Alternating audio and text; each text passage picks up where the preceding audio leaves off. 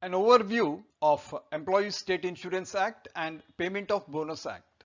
ESI Act studied under 5 heads: object and scope, contributions, benefits, benefit terms, complaint and recovery. Covering under object and scope: factory, ESI fund, employee and employer. The object of ESI Act is to provide benefits to employees in case of sickness, maternity and employment injury. The Act applies to all factories other than seasonal factories. Factory means any premises including precincts thereof where 10 or more persons employed on any day during the last 12 months and in any part of which a manufacturing process is carried on. The Act continues to apply if the number of employees falls below the limit specified. Seasonal factory, which is outside the scope of ESI, is one which is engaged in one or more of manufacturing processes, namely cotton ginning, cotton or jute processing, decortification of groundnuts, manufacture of coffee, rubber, sugar or tea, or any manufacturing process connected with any one of the above, and it also includes a factory which is engaged for a period not exceeding 7 months in a year. All contributions received under the Act are deposited into the ESI fund. The ESI fund is administered by the ESI Corporation. ESI fund can accept grants, donations, gifts, etc. from government, local authority, individual or body corporate. ESI fund takes care of the benefits and medical treatment of insured persons and their families. It also covers the fees and allowances of members of the corporation, committees and councils. The fund takes care of employee related expenses of the setup, and it is the main source for establishment and maintenance of hospitals, dispensaries and other institutions. And it also takes care of contributions towards cost of medical treatment and other purposes as authorized from time to time. An upper ceiling of rupees 21,000 per month is fixed as wage for coverage under ESI. If the wages exceeds 21,000 after the commencement of contribution period, the employee shall continue to be covered till the end of the contribution period and then he will be excluded. The concept wages means remuneration payable to an employee as per contract. It includes even payment for leave, strike period, lockout or layoff, but it doesn't include any PF contribution by employer, travelling concession or travelling allowance, and any reimbursements of expenses and gratuity payable on discharge. Briefly, it includes basic, DA, CCA, HRA, incentive and any allowances. An insured person is an employee. He contributes to the ESI fund, and for that reason he becomes eligible for benefits provided by the Act. Employee is a person employed in connection with the work of a factory or establishment. He may be employed by the principal employer directly, or he may be hired through an immediate employer, but he works on the premises or elsewhere under the supervision of the principal employer or his agent.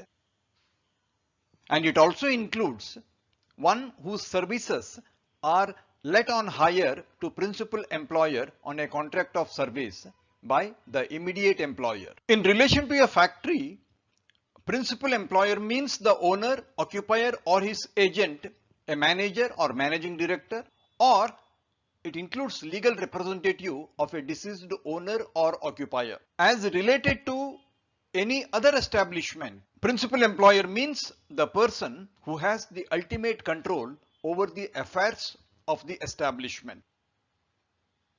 It includes a manager or a managing director. Immediate employer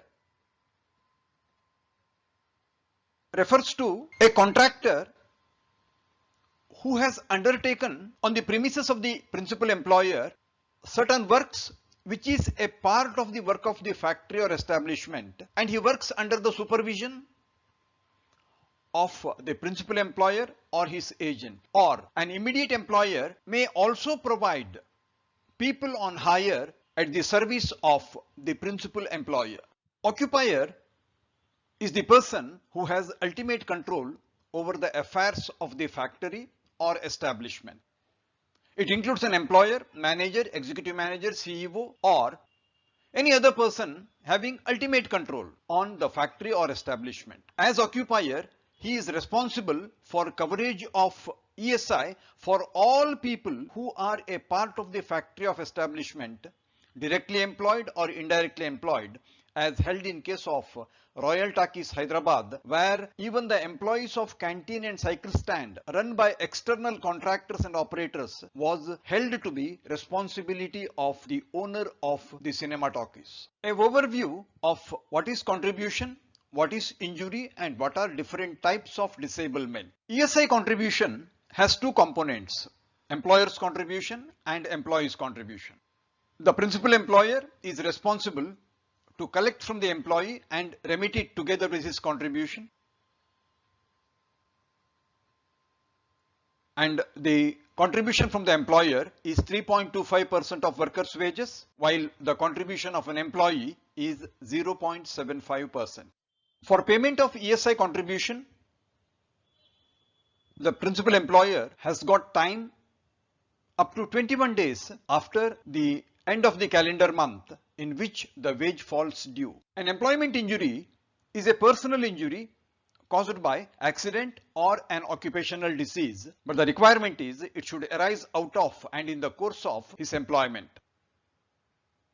It might occur or be contracted anywhere within India or outside India. Temporary disablement is a condition resulting from an employment injury which requires medical treatment, and as a result, the employee is rendered temporarily incapable of doing what he was doing prior to the injury. Permanent partial disablement is a disablement of a permanent nature. It reduces the earning capacity of an employee in every employment which he was capable of undertaking prior to the accident resulting in the disablement. It is listed in Part 2 of Schedule 2 among injuries deemed to result in permanent partial disablement. Permanent total disablement is a disablement of a permanent nature which incapacitates an employee for all work which he was capable of performing at the time of the accident. It is listed in Part 1 of Schedule 2. Loss of both hands, loss of a hand and a foot, absolute deafness are examples of permanent total disablement.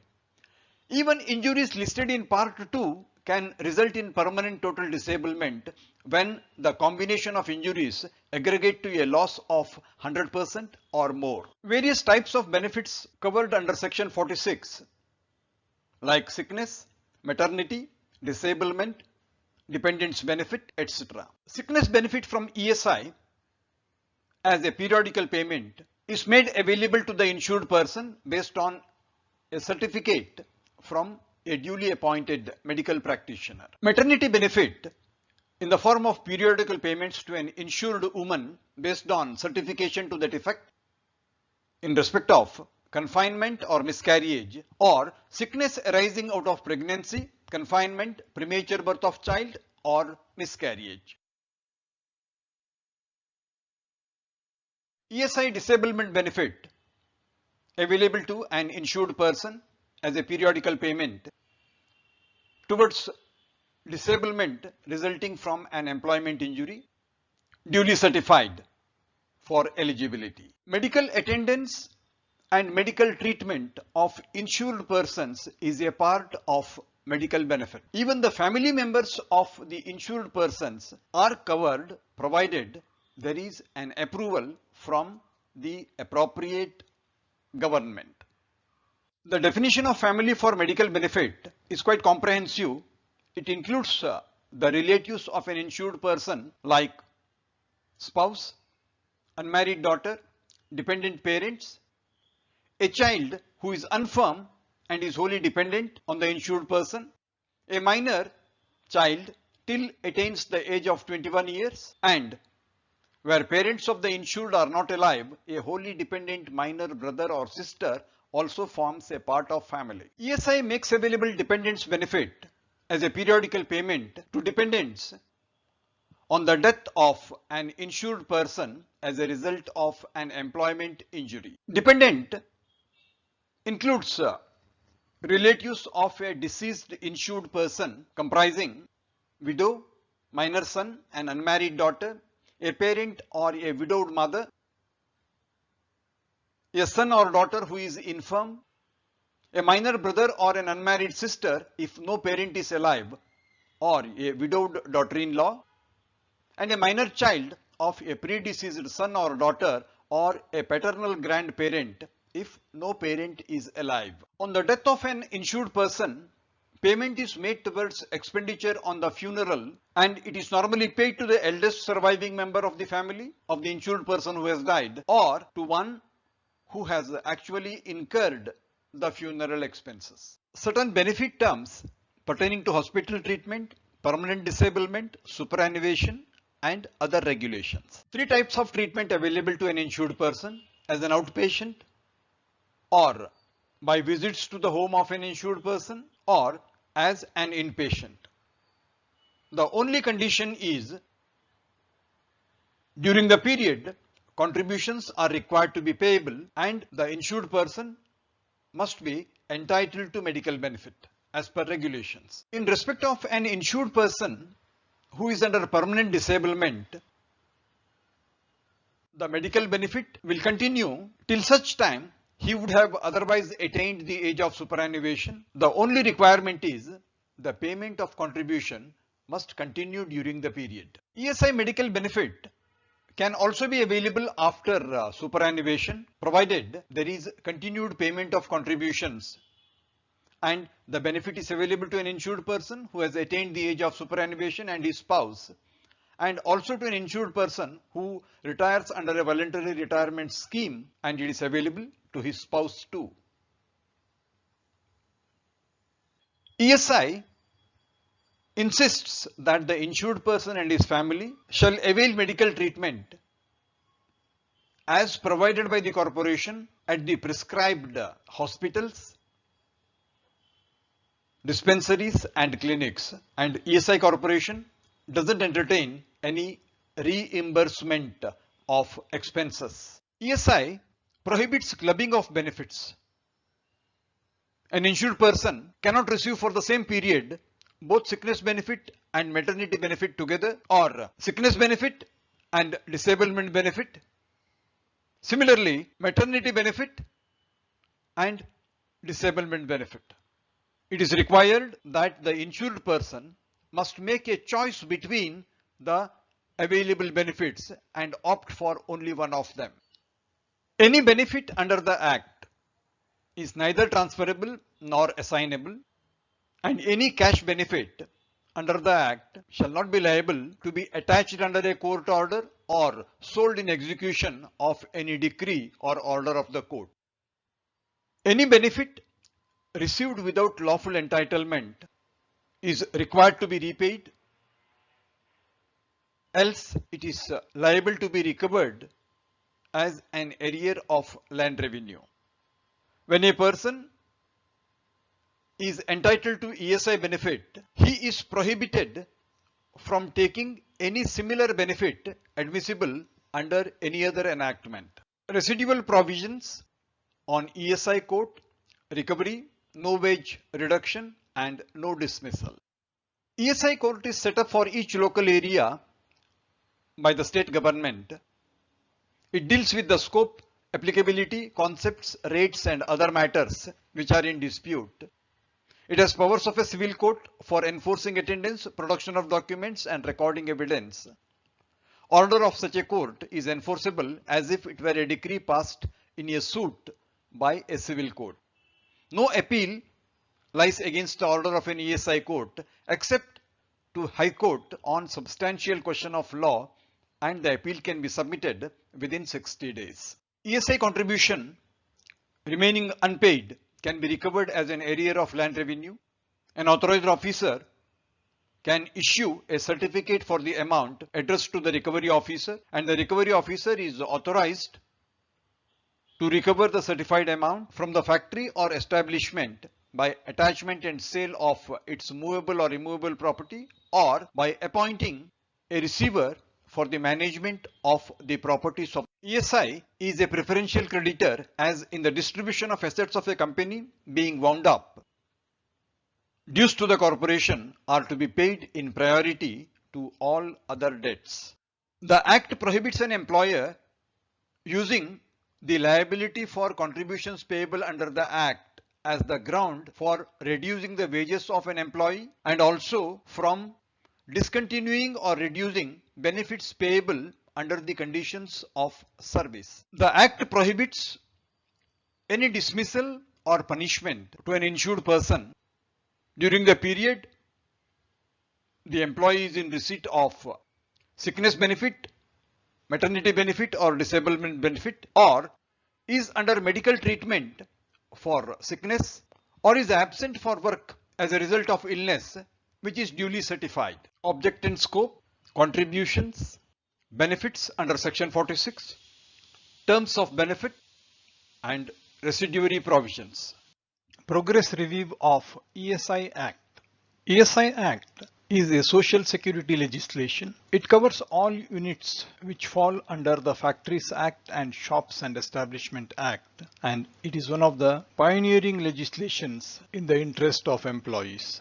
The Act covers people who are employees drawing wages up to and including 21,000, and they are registered under the ESI Act. Factory, for the sake of ESI Act, is premises where 10 or more persons are employed during the preceding 12 months. ESI Act does not cover a seasonal factory. What is seasonal factory? Is one which is engaged for a period not exceeding 7 months in a year. Once it operates more than 7 months in a year, it ceases to be a seasonal factory. But if its operation is up to 7 months or less than 7 months, it becomes a seasonal factory and it is outside the scope of ESI Act. The change in the contribution of employer and employee may please be noted. Effective 1st July 2019, the contribution is 3.25% from the employer and 0.75% is employees. It is a major reduction in the contribution in the life of the ESI Act. We have said monthly wages should not exceed 21,000. Wages does not include gratuity, but it includes all remuneration payable to the employee if he fulfills the terms of employment. The due date for payment of ESI contribution is within 21 days of the previous month for which the contribution falls due. The previous month is called the wage period. Wages includes all payments under the contract, but it does not include traveling allowance. ESI Act does not apply to members of naval, military or air force for obvious reasons. ESI Act covers only employees. Partners of a business are not considered employees. Where the persons are employed through contractors, legal representative of a contractor is not the principal employer. Principal employer is the one who owns and operates the factory or who is the occupier of the factory. ESI Act talks of giving facilities when a person is affected by disablement. It talks of two types of permanent disablement: permanent partial disablement and permanent total disablement. The Act talks of giving the benefit during confinement. Confinement is interpreted in two ways. One which results in birth of a living child, or a labor after 26 weeks of pregnancy which results in the issue of child alive or dead, and both are considered as confinement to entitle a person for confinement benefits under the Act. There is a dependent's benefit which is paid at 90% of wages in the form of monthly payment to the dependents. Whatever benefit a person gets under ESI Act, they cannot be assigned to a third party. There are certain benefits which can be claimed both under Workmen's Compensation Act and also ESI Act. ESI Act makes it clear that there can be no double benefit. It is either or. Either you take it under ESI Act or under Workmen's Compensation Act, not under both. There is an allowance called funeral expense allowance which will be paid to the eldest surviving member of the family of the deceased. And if an employer fails to make payment of ESI contribution, the amount can be recovered under the Act as if it were an arrear of land revenue. Wherever there is a default, although it can be recovered as a land revenue, it can also involve attachment of bank account of the defaulter for recovery of dues. There are three authorities under the ESI Act: ESI Court, Tribunal and Medical Board, and because of these institutions which are established for fast tracking the cases, civil court has no jurisdiction on any dispute or disputes on liabilities which are decided by any of these three authorities. However, on any orders of the ESI Court, appeal shall lie to the High Court, but it has to be filed within 60 days of the date of order of the ESI Court. And the corporation, that is ESI Corporation, can establish and maintain state hospitals and dispensaries with the approval of state government. This is for the establishment of ESI hospitals. ESI Corporation is a body corporate and it can be superseded by the central government because it is set up by them. ESI has got the corpus in the form of ESI fund. It gets contribution into it. It also gets grants and also donations. A collection of these three form the fund base of the ESI fund, which is used for managing ESI activities.